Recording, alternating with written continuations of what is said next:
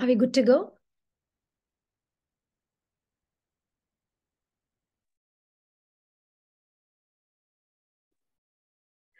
Greetings, everybody from California. This is Madhu here. I'm a self-leadership coach, a community builder, and the founder of Sukhambhava. It's a personal and professional development company.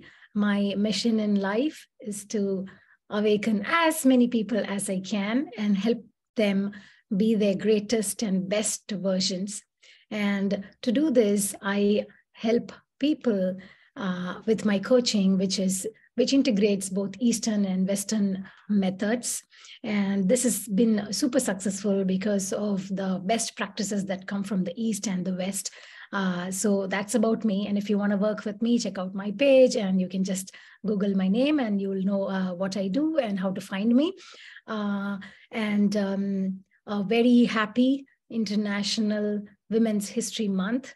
I had to meet you all a week before. I couldn't. Here I am. So our today's topic is the unconscious biases that especially women face and how to overcome these biases. So I've put in together a presentation which will help you connect to what I'm going to speak about. I'm going to share that and then walk you all from there. Yeah. Oops. Yeah. Okay. So one time again, happy International Women's History Month. This year, the theme is to celebrate women who have stories to tell, right? We all have so many stories.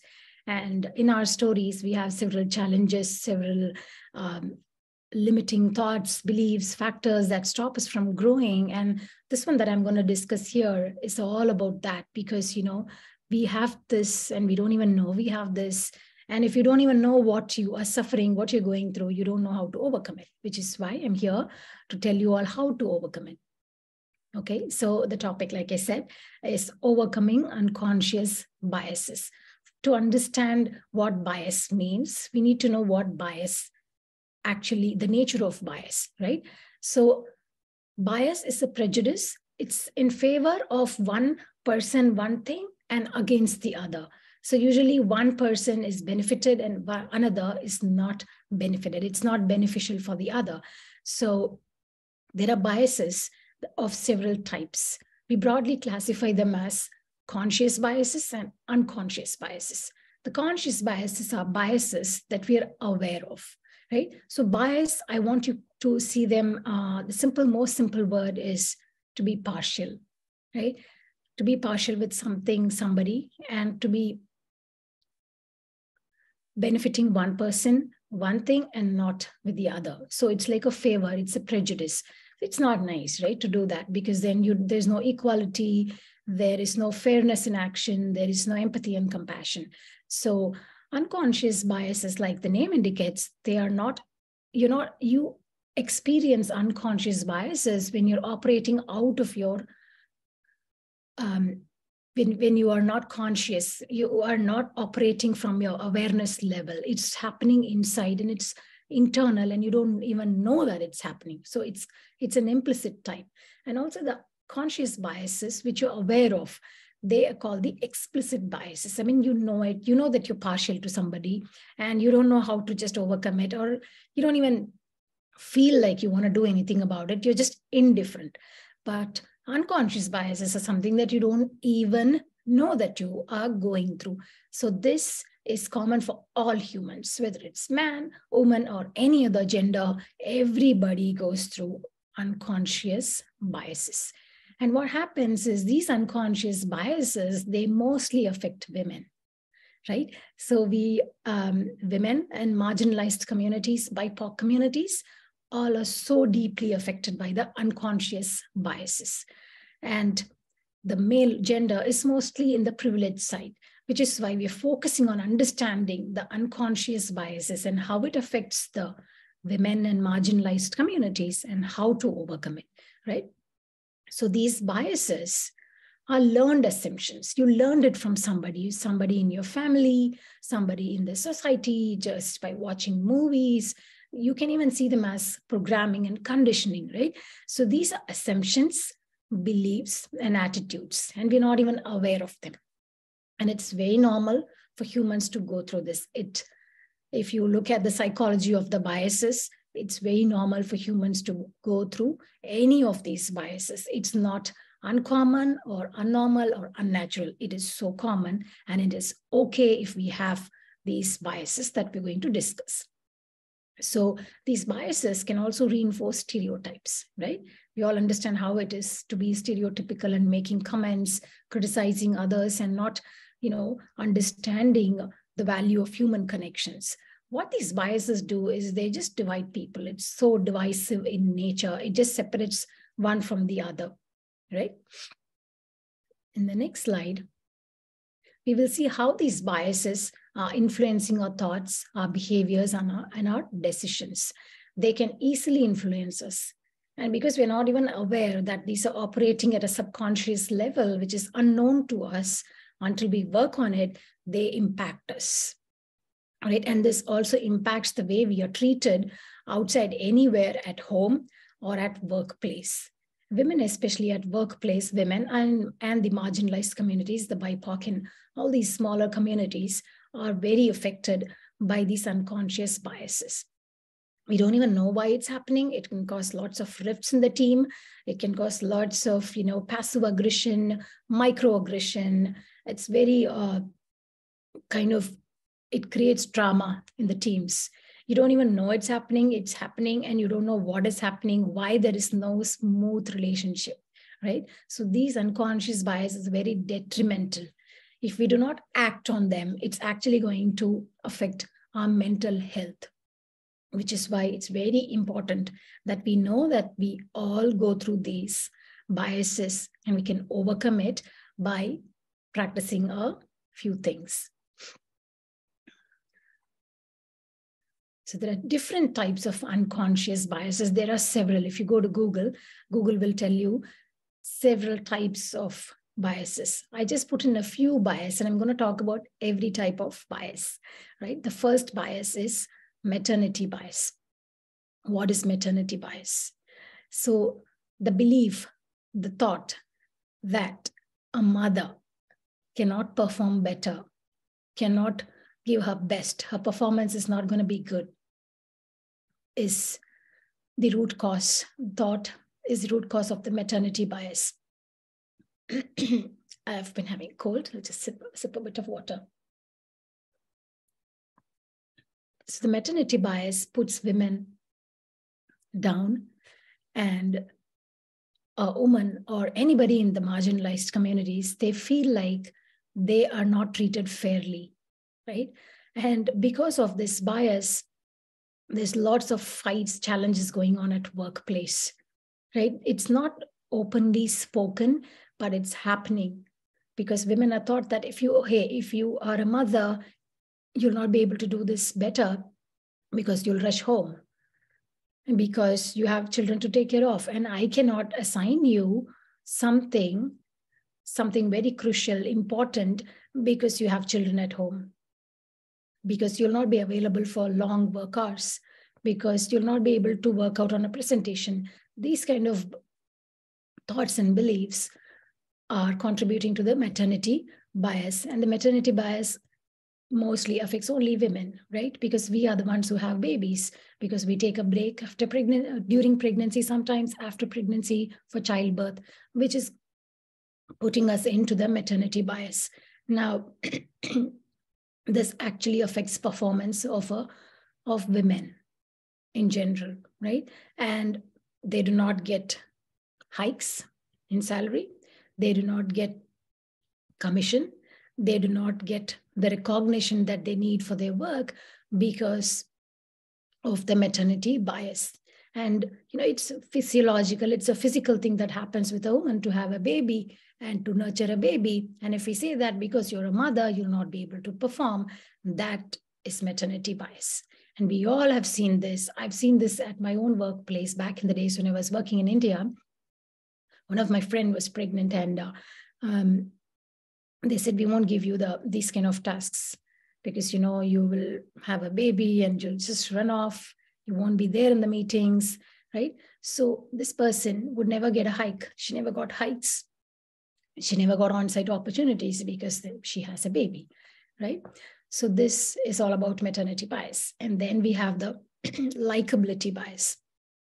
This also is super specific to women. So we women, we have to make ourselves so likable, so presentable to get to anywhere we want to, like maybe jobs, at home, maybe to please somebody in an authoritative position. So this likability bias, there's a research done on this likability, and it's for women. Yeah, it is women. And of course, the marginalized communities are always there. Likability is women are always expected to please, right? Like this author, Terry Cole, she calls it the disease to please. You have to always please and be likable, right? So what we do is when we want to be so likable that we say and do certain things so that we can be liked. For example, I want to be modest and I want to be liked by all. So I keep saying sorry, right? And we are scared even to speak because we need to be liked. Because if I'm not liked enough, I am not going to be in this job, right? I have to be liked. So I have to do actions in a certain way, like dress up in a certain way. I had a friend who works in New York, and she tells me that she was asked to wear heels. She was asked to wear certain kind of clothes at workplace so she could be likable, right? This bias happens only to women and the marginalized, right? So these are not the biases that we are discussing right now. These are not biases that the men face. These are super specific to women, which is why I put these right here, right? So because of the likability bias, we keep pleasing, people pleasing, and it really brings your personal power down. You personally feel like you're nothing and you just have to keep pleasing, which is one of the reasons why women say a lot of sorry, right? Sorry for everything. And I've seen many people who would say, it's my 2 cents, especially women. They give their opinion, they give their thought, idea, but they say, it's just my 2 cents. Why do you have to say your opinion is only worth 2 cents? Why do you think it's not much? And then when we interrupt in meetings at workplace, like, sorry to interrupt, right? But a gentleman wouldn't do that. So women do that because we want to be likable, and we also have the confidence gap. The confidence gap is a huge limiting factor in our growth, both personally and professionally. What happens is you already have this maternity bias, and you also have the likability bias. Your confidence is definitely low because of all this, right? And also at workplaces, they think the men are more confident than women, right? Because she's taken a break, she has to be likable, she has to do so many certain things, she has to bear the invisible emotional workload at home, she is unpaid for the work that she does at home. And on top of all this, we have this confidence gap where it is generally believed, it's a general belief that men are confident than women because she takes a break, she had hormonal changes after delivery, after childbirth, right? So all these things just brings us down. So when I say it brings us down, it doesn't just bring one gender down, it brings everybody involved in this down. We do not grow when we just simply grow, right? If one gender is just progressing, it doesn't mean that the whole society is progressing. We only progress when everybody progresses together. Our growth is better and stronger when we grow together, which is why we have to overcome these biases. Now, the third bias is the affinity bias. Affinity is what? Just an affection, right? So let's say everything that I talk to you all about is all about my lived experiences, what I've seen, right? And what I've read and what I've literally experienced in my life. So let's talk about affinity bias. Affinity bias is nothing but affection bias. So let's say that there's a hiring committee. Men and women are appearing for the interview. And because it's a man who's interviewing, And let's say there was a woman who was interviewing for the role. A man prefers another man, or a woman prefers a woman, right? What happens is you choose somebody similar to you, and you don't even know that you're doing it. For example, I may like IIU. I may like Ermina, the host who invited me to talk to you all, because we're in the same path, right? We are about understanding human potential and helping people grow better and together. So what we do is we unknowingly, we are biased, we are partial towards certain people, certain organizations, because we think they are like us. Everybody goes through this. I go through this. If I look at somebody, if I get to meet somebody who speaks similar language, similar clothes, we have this affection, right? Like-minded, like-looking, similar-looking. So we all have this. And especially in the hiring communities and other places at workplace, women go through this because men choose men, right? Because you can go out for a puff, or you can just have a man-to-man talk, and you do not want to have the women employees with you. So women go through this affinity bias, and it really is detrimental, because even if you don't know that you're going through all this, right? Some part of you feels it. Some part of you inside you, your inner core, it believes that something's not right. I don't know what, but something's not right. Right? You feel like that, and you are just exploring. And when you go through this training processes and the self-discovery, that's when you understand that these things are weighing me down. I do not grow because these things are weighing me down.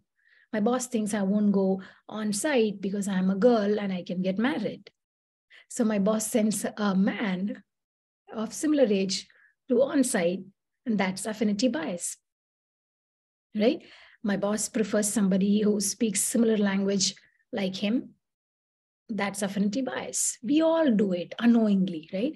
So these are the biases which are implicitly keeping us stuck.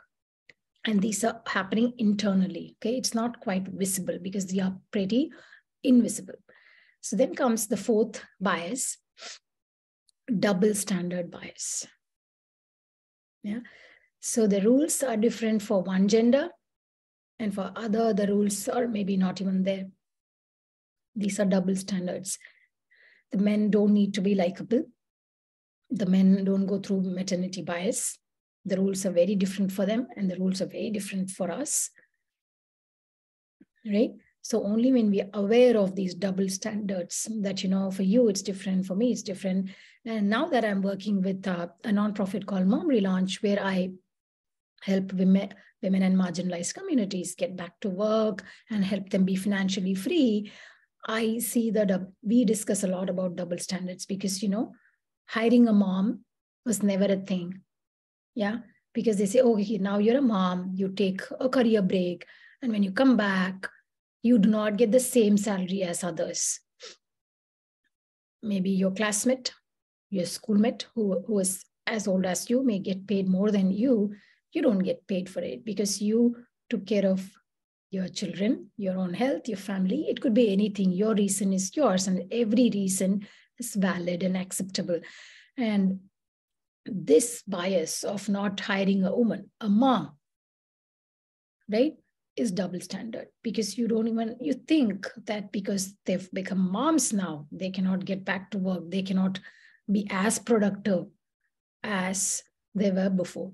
So these kind of biases are very double standard, where you only hire a man, or you hire somebody who doesn't have a child. You don't want to hire a mom because you think she cannot perform. So this is a double standard, because the rules are not same for one gender, but it's just so distorted. There's so many disparities. It's not equal at all. Okay, so now I said that I work with women and help them get back their confidence, their self-esteem, and then, help them with understanding tech, if they want to go back to tech, or non-tech, if they want to go back to non-tech, then train them, nurture them, and then get them placed. So what happens here is all the women that I get to see, they have to prove it again and again and again and again to show that they are capable of doing this work. It's really hard to be proving yourself again and again and again to say that, I can do this work. It's really just pulling you down. Really, really difficult, right? And this, the other gender doesn't have to go through. So we have to understand that one gender has this privilege of not going through any of these biases in specific. There may be affinity bias even for men, but they do not go through the maternity or the likability or the double standards. And you don't need to prove again if you were a man because you don't take a break, right? It's the women whose body goes through so many several changes, and you have to come back after raising your children, sending them to school, prep yourself to go back to workforce, and then prove yourself by doing several certifications. And, I've seen moms posting each and every credential and proving it that, hey, I finished this certification. Now I am eligible for jobs.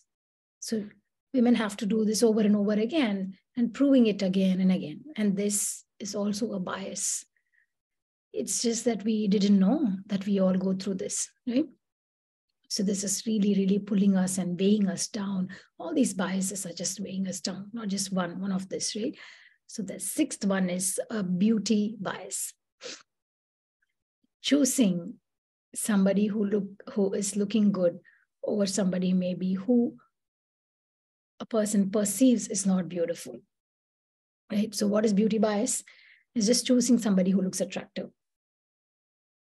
As in who the person is choosing, right? The chooser, the one who's choosing, believes and perceives that this is attractive for me, so let me choose.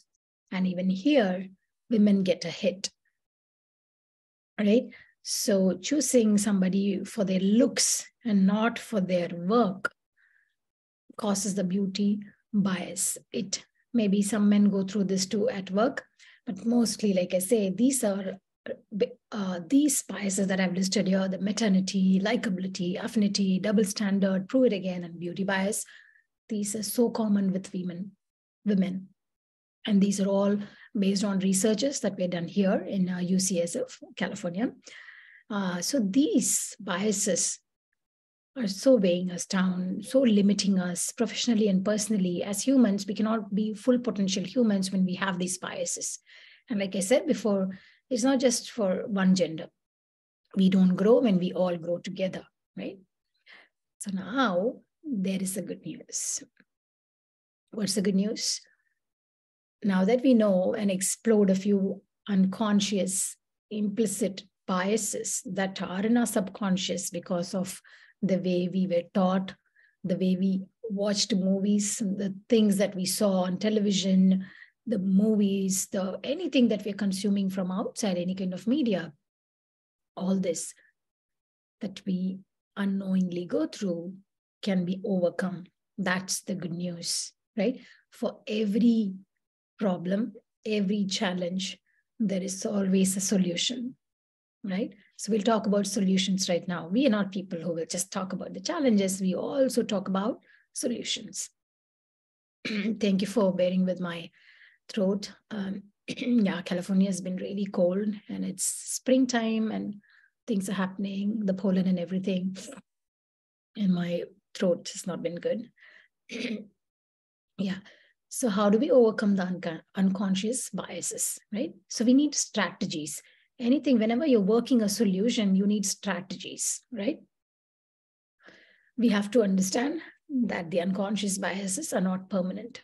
They're all fleeting. Everything goes away when you learn, right? So they are malleable. Steps can be taken to limit the impact on our thoughts and behaviors. We behave in a certain way because of the learned thoughts, actions, and behaviors. And if we learn that these biases can be overcome, we can, right? Yes, we can. That was our previous president's campaign slogan. I really love it. Okay, so how do you overcome the biases? Self-awareness. Right now, you got yourself to this presentation. That's how you become self-aware. Thanks to IIU for doing this. You're promoting the self-awareness, right? So you're bringing people to notice these things that are not even visible and clearly known to anybody, right? So that self-awareness is the most important part, because if you're not aware of what you're going through, you can never overcome it. And then after we understand and go through the self-awareness and self-reflection part, we have to understand the nature of the bias. We have to see if it is affecting one gender or many other genders, or how is it affecting? What is the nature? Is it only personal? Is it only professional? Is it affecting the performance? Is it affecting the mental health? How is it's a holistic way of looking at the nature of the bias. Only when you look at the holistic way, you'll understand. So we generally say that most of the wealth in the world is with the men. So we have to understand why it's that way, because of these biases, because we started believing in it, and that's the current reality. And if we want to change the reality, we need to be aware of all these biases, the nature of the biases, and why it's happening, and how we can overcome, right? It's not about one gender versus the other. It's about we all coming together and overcoming it. So one thing that can be done is dissimilar groups can talk to each other. Men and women can come together in a group meeting, and you can openly discuss about the biases that we feel. And for that, a workplace or an organization has to make like a training or something where you feel conducive and where you feel free and safe to discuss whatever you want to discuss. And the fourth thing is not just discussing and leaving it there, training, a proper solid training program where you teach employees all these biases, list them out, ask them what they think about it, where they saw it, where they experienced it, and how to come out of it by training them. So in all the leadership coaching that I do, DEI is the most important part. DEI plays a great role. So I'm going to show you all what it is about. So how can you overcome the unconscious bias? By strategies, right? You should have some strategies to overcome it. Any problem can be overcome by strategizing it. So TEI. DEI is diversity, equity, inclusion. Sometimes we also add the B to it, DEIB. B is for belonging. So we have to understand that we are all so different. We come from different places, different backgrounds, different culture, different language speaking, different geography, and we just are different. That is the beauty of it, right? There is the unity in diversity. So when DEIB trainings happens at workplace, it helps people create a harmonious work environment, because now you're aware that people are very different from you. People look different. People have different skin tone. People have different accents. People have different, very, very different thoughts from you do, right? And it is okay for people to have their own thoughts, their own beliefs. And all we need to do is just respect people for who they are, right? So when we go through this DEIB training and when we go through the understanding of the biases, we feel more inclusive. We want to include more people. Right now in the US, in California, all the companies, they're big on having diverse teams. They want people, they don't want just one gender. They want non-binary, they want trans persons, they want people, mothers who are coming back to work. They want all kinds of people in the team. So a company which has all different kinds of people is considered a great company nowadays, right? So because then they display inclusivity, right? They display inclusivity. I've seen that, seen diverse teams in Google and Facebook and all these places. They just have people from all around the world, right? And recently at my daughter's school, we did a diversity day. We had more than 20 countries from all over the world showing and displaying different things. And it was helping children to understand how different we are from each other and how we must respect the differences that we have, right? And not feel conflicted or afraid. Most people do not feel the oneness and just feel the biases and don't understand the equality part, because maybe we are afraid of things which are not known to us. These are not known to us. These are not something that we are familiar with. So we just think we are not okay, right? So when we become aware of everything, we just become more and more compassionate, empathic. When we develop more compassion and empathy, we'll just respect people for who they are, right? Whether it's a mom, whether it's a non-binary person, we just respect them for who they are, because these are the communities that needs a lot of upholding, nurturing, because eons together, we've not had a voice, right? We didn't have a voice for a long time. So all this will take a lot of time, and we can reduce the time and raise people together only if we go through these kind of trainings and this kind of awareness sessions. Yeah. So there's more inclusivity. So that was one solution, the training, the awareness and everything. And one thing that I would like to do with you all is a mindful breathing exercise. So in this breathing exercise, it's called the 478 breathing. In this exercise, you just intend, let's say that you went through this affinity bias sometime in your life, right? And somebody chose somebody else and not you. Let's say you went for an interview, somebody chose your friend or a man because it was a man and they didn't choose you.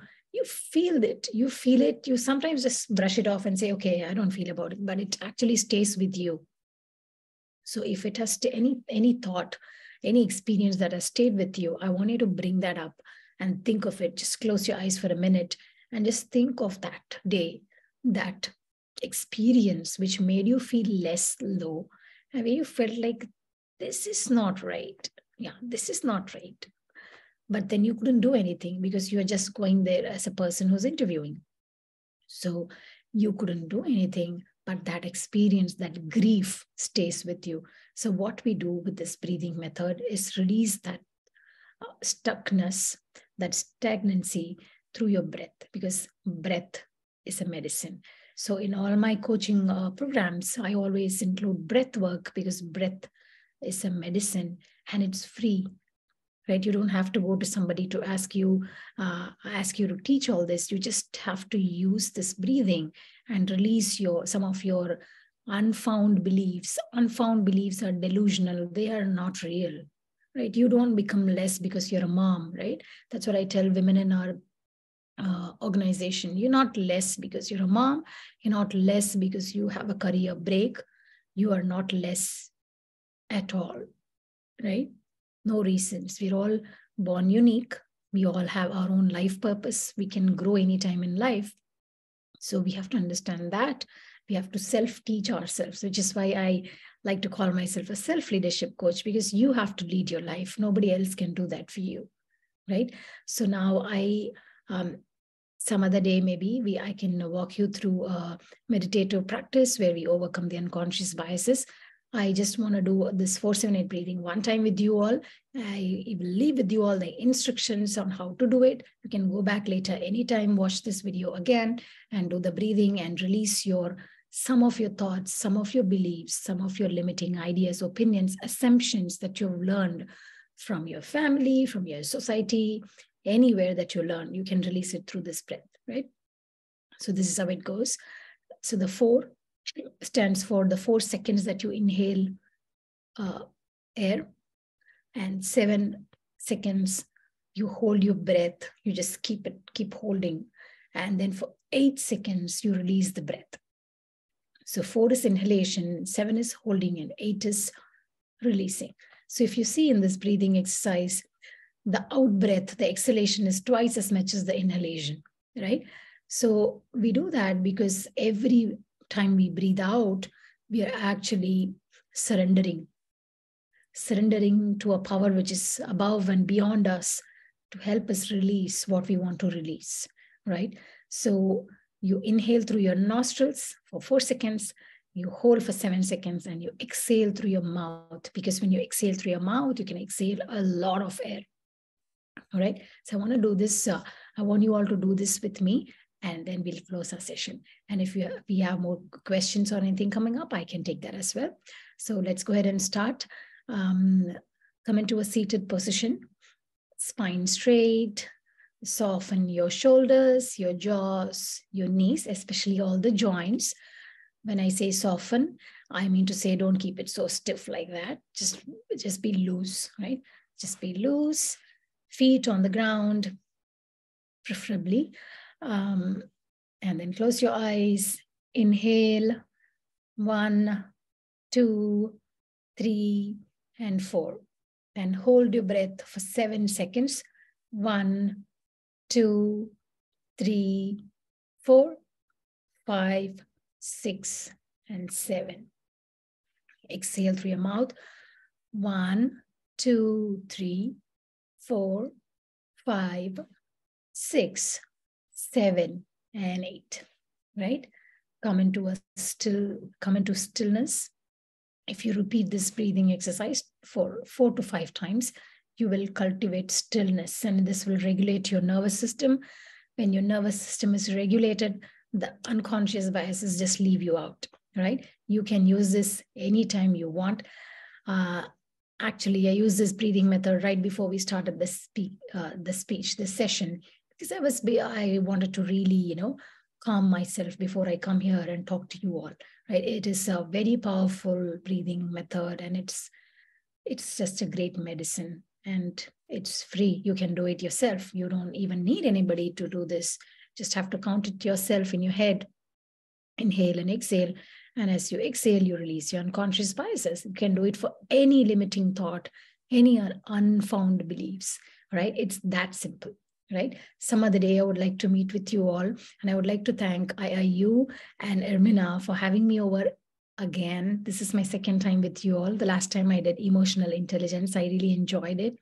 And doing this with you all is really, really great. I love this partnership that we have. It's a beautiful relationship that we have. I really cherish it. Thank you so much. Some other time, I will come back and talk to you on a very important topic like this, right? Thank you so much. And that's about me. Please go ahead and Google, connect with me on LinkedIn or Facebook. LinkedIn is a good way to connect. I would prefer that. I think I'm pretty much done. And thank you so much for being here. And thanks to IIU one time again and Ermina for hosting me. Yeah, it was good to see your lovely face in the morning.